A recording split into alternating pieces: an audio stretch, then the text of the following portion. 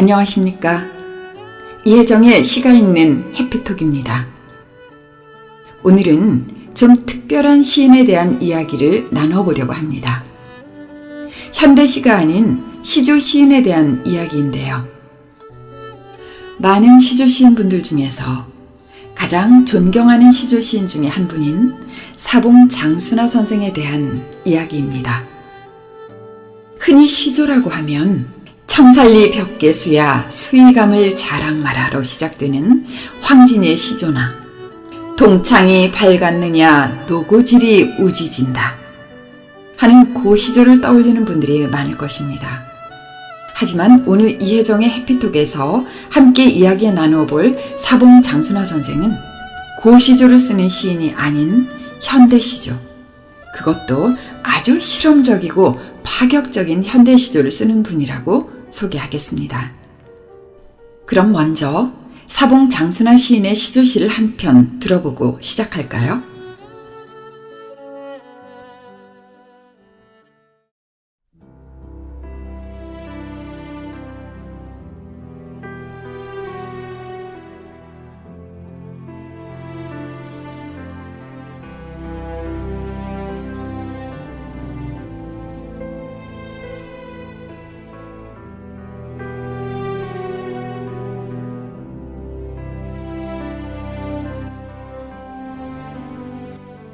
관도 통일대한 장순하.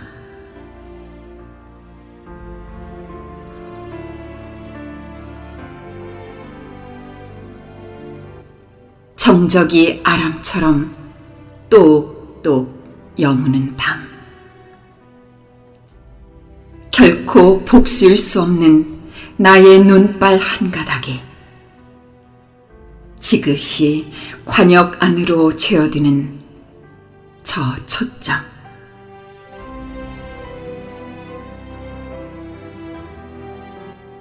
강이며 산맥이며 짚어가던 그 손가락. 이건 무엇냐고 제쳐 묻다 잠이 들고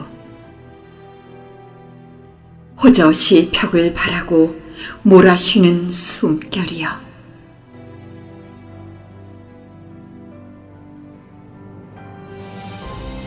화랑 젊은 손은 새 나라도 모았거니 만이 삼천이면 하늘인들 못 돌리랴. 두둥둥 북을 울려라 메아리도 울어라.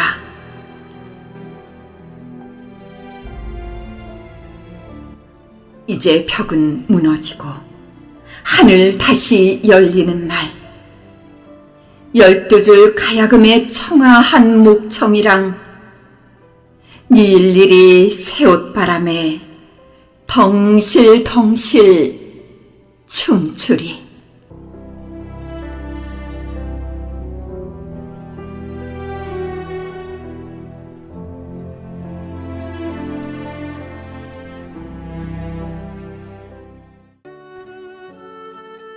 방금 들으신 이 시조는 1957년 10월 당시 이승만 대통령의 지시로 대한민국 최초로 치러졌던 개천절 경축 제1회 전국 100일장에서 장순하 선생이 시조부 장원을 했던 작품입니다.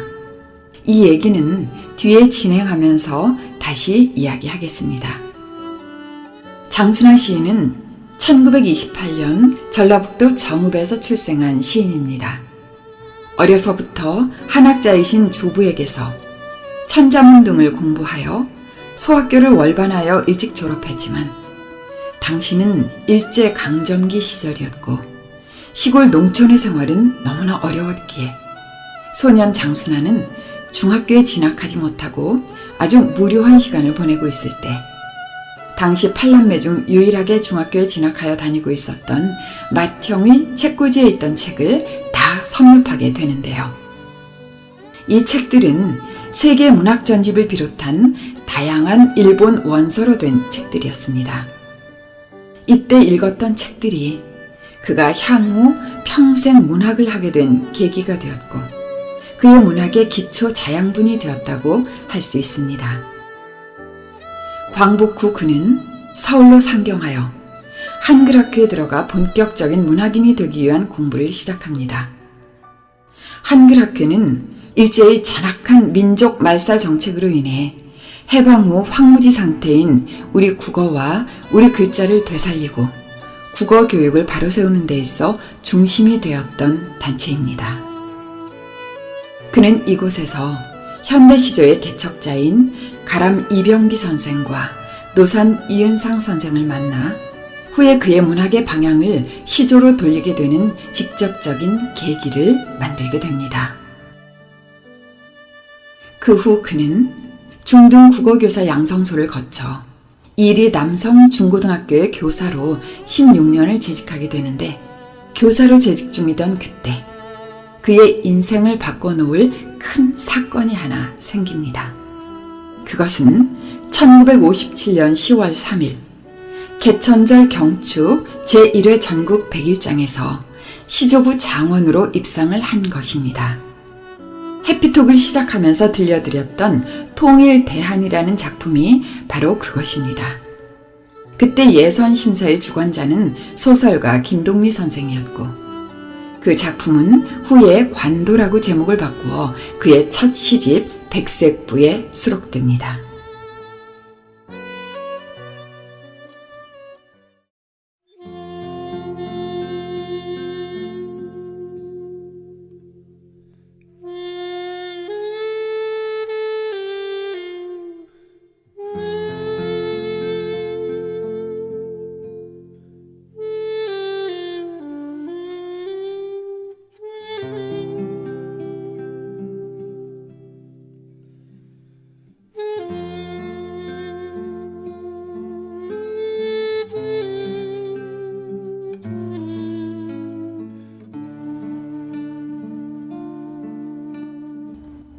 고무신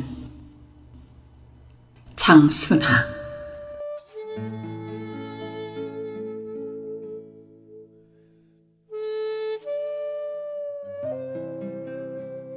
눈보라 빗겨나는 천군 가도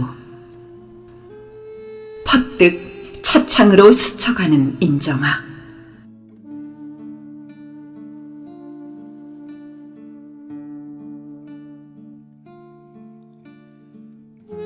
외딴 집 섬돌에 놓인 하나, 둘, 세 켤레.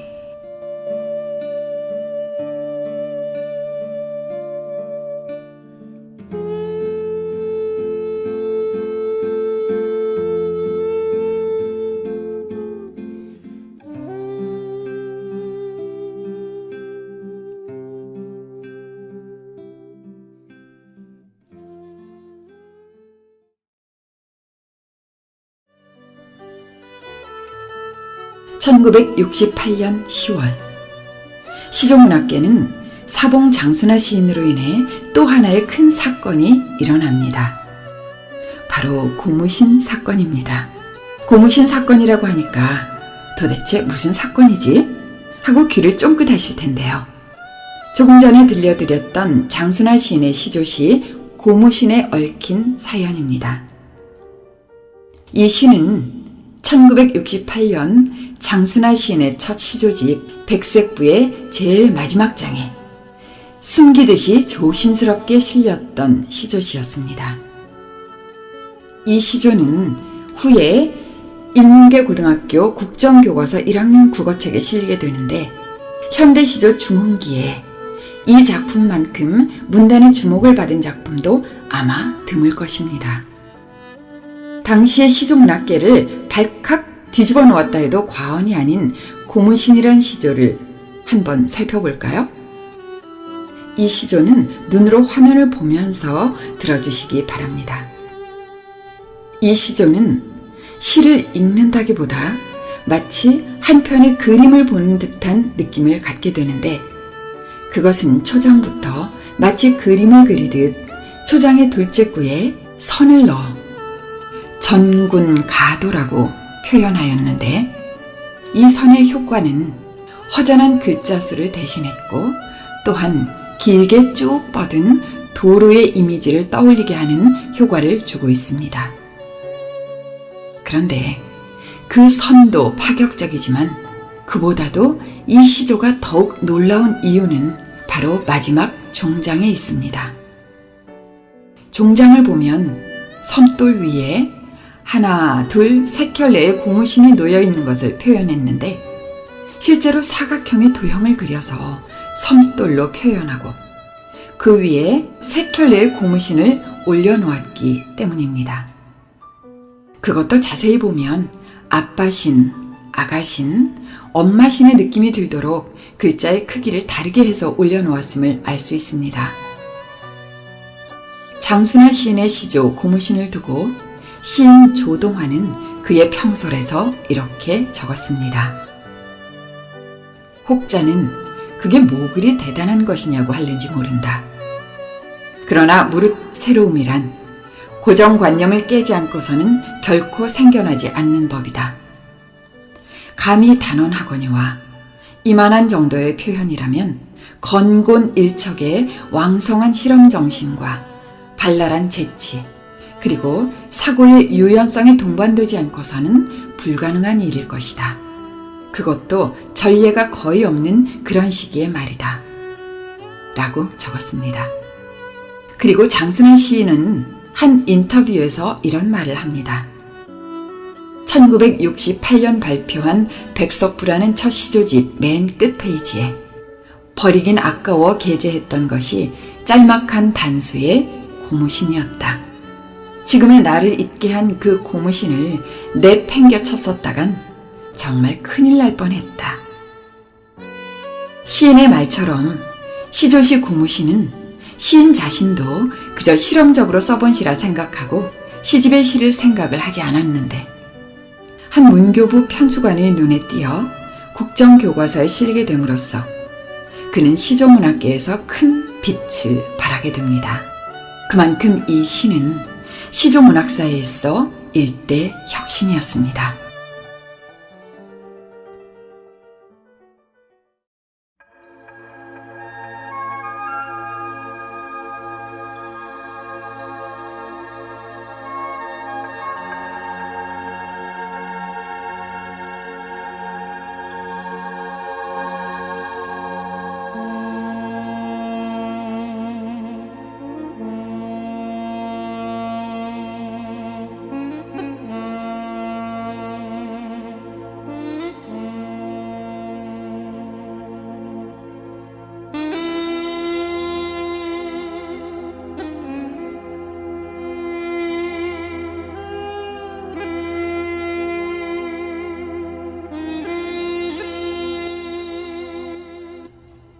바람을 주제로 한 정읍 3절 휘몰이조. 장순하.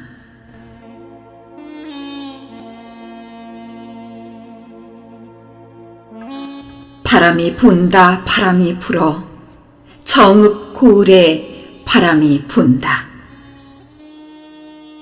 장돌뱅이 지엄이가 망부석 오른 밤에 구름 헤쳐 달 밝혀서 멀리 멀리 비춘 바람. 시름이진 늙은이가 거니는 봄동산에 꽃내음 머금어다 도포자락 날린 바람. 미물같이 엎드려서 죽으라면 죽어 살던 순하디 순한 백성 다독여 잠재운 바람.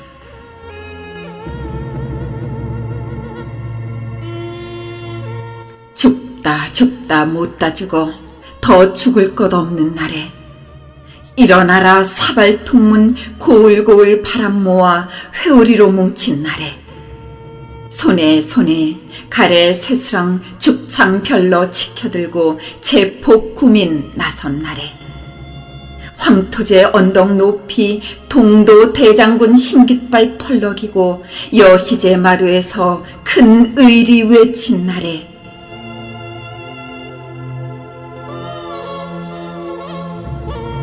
귀신 우는 만석보 일격에 무너지고 버러지나 잡아먹던 독버러지 철커덩 간 떨어지고 넘어져 고꾸라져 천방지축 주랭랑치고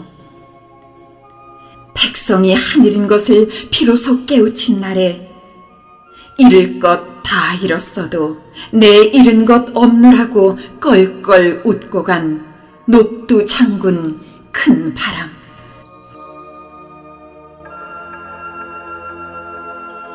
오늘은 서리친 날에 내장에서 불도다.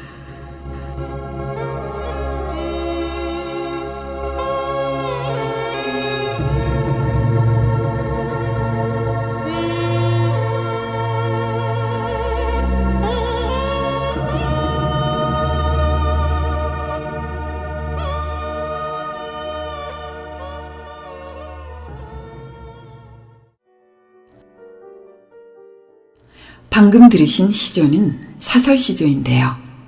장순화 시인은 고 시조의 틀에 박힌 경직된 구조를 탈피하여 좀 더 대중들에게 쉽게 다가가기 위한 노력을 꾸준히 했는데, 그 노력의 일환이 바로 사설시조의 활성화 그리고 경시조의 창시입니다. 당시 사설시조는 그 위상이 아주 미미할 때였는데, 장순화 시인은 논문과 작품을 활발하게 발표함으로써 사설시조를 부흥시키기 위한 노력을 기울였고, 또한 경시조라는 말은 말 그대로 가벼운 시조라는 뜻인데, 경시조에 대한 그의 말을 들어보면 시조는 누구나 쓸 수 있어야 한다. 본격 문학으로서의 시조가 있다면 일반인들이 짓는 아마추어적인 시조도 있어야 하며, 그것을 국민시조, 생활시조, 대중시조라는 차원에서 경시조라고 했다고 설명했습니다. 네, 오늘은 우리나라 시조 역사에 큰 획을 그으신 사봉 장순화 선생에 대한 삶과 시를 살펴보았습니다. 일반적으로 자유시에 비해 시조시는 좀 생소하고 어렵다는 생각을 하는데, 그것은 예로부터 전해 내려오는 그 흐트러지지 않는 시조의 형식에서 오는 문제가 가장 크지 않나 생각합니다. 바로 그런 문제점들을 정확하게 인식하고 잘 풀어가면서 우리 민족의 정서와 혼이 담긴 시조문학을 좀 더 일반화하고 대중화시켜서 국민시로 만들기 위한 장순화 시인의 끊임없는 노력은 지금도 계속되고 있습니다.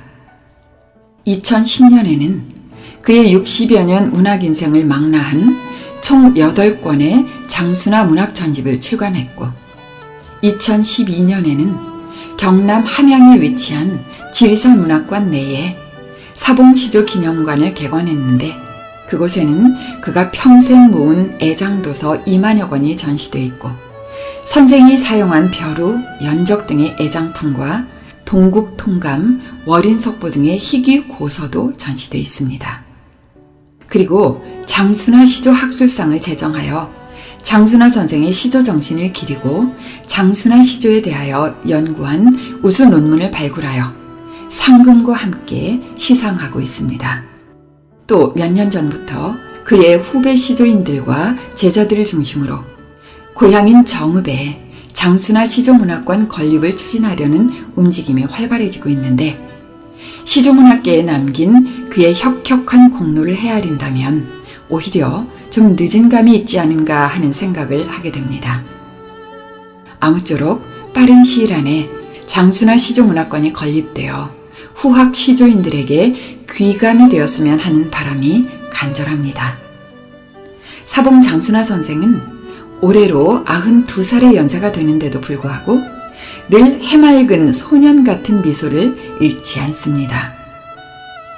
그것은 그가 평생 우리 민족의 혼이 담긴 시조시를 연구하고 창작했고, 또 일제강점기와 6.25 전쟁을 아우르는 파란만장한 삶 속에서도 꿋꿋하게 유지했던 난초 같은 정갈함과, 또 긍휼의 마음으로 세상을 바라보는 따뜻한 시선과 무한 긍정의 삶 속에서 녹아나오는 해탈의 향기 같은 것이라고 생각합니다. 대한민국 시조문학에 살아있는 거목, 사봉 장순화 선생의 건강을 기원하고 선생의 반짝이는 작품을 끊임없이 기대하면서 오늘 이혜정의 시가 있는 해피톡 마치겠습니다. 감사합니다.